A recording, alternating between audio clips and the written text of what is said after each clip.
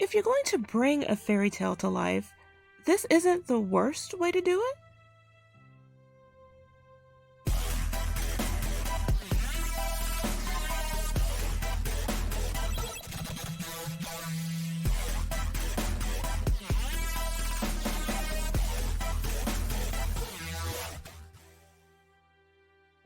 Hey guys, welcome back to another episode of Jane Theory. Today we discuss Gretel and Hansel. Gretel and Hansel is a film directed by Oz Perkins. It offers a different take on the already frightening children's fairy tale, Hansel and Gretel.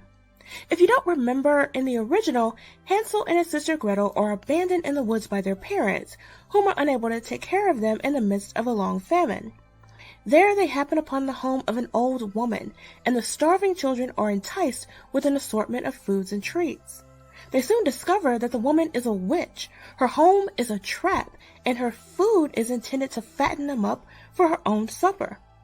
Gretel is able to trick the witch, to break herself and her brother free, and escape, leaving the old witch to burn in the very oven she meant for them. It's the story of nightmares and horror films, and that's exactly what the writers and director tried to do here. What's unique about this version is that it's told from the perspective of Gretel, and so we experience through her the real-world fears that children in their situation would face, being left to fend for themselves. From which direction to travel to which adults to trust, just how to survive. And ultimately, we deal with Gretel's internal struggle to outwit the witch and undermine her plans that threaten Gretel's life and that of her brother. One of the main issues an audience might have with the film is that there is a lot of voiceover. While I often tend to excuse this when balanced well against the on-screen exchange between characters, here the writers kind of make the mistake of substituting narration for good dialogue and acting. And the young actors do a great job of portraying these characters. They're very believable in their respective roles. I just think their talent was wasted. They could have done a lot more here, especially in the case of Gretel, who the film centers around. In terms of cinematography, the style of the film is very much like that of a fairy tale. The colors are pretty but cold, dark, and muted. The shots are arranged as if pages from an old children's book. And as a horror film, we do get the disturbing imagery you would expect.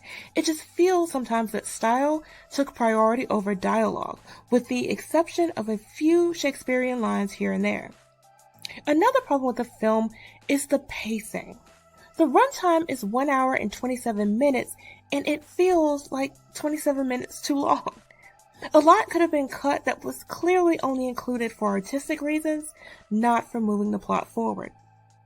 All in all, though, I would recommend it to horror film fans, and it may be fun for anyone who gets a kick out of seeing terrifying children's stories manifest in such a dark, realistic way. But let me know what you think. What's your favorite fairy tale, and which one would you like to see on the big screen? Leave your comments below. Don't forget to like, share, and subscribe. Thanks for watching, and I can't wait to see you guys next week.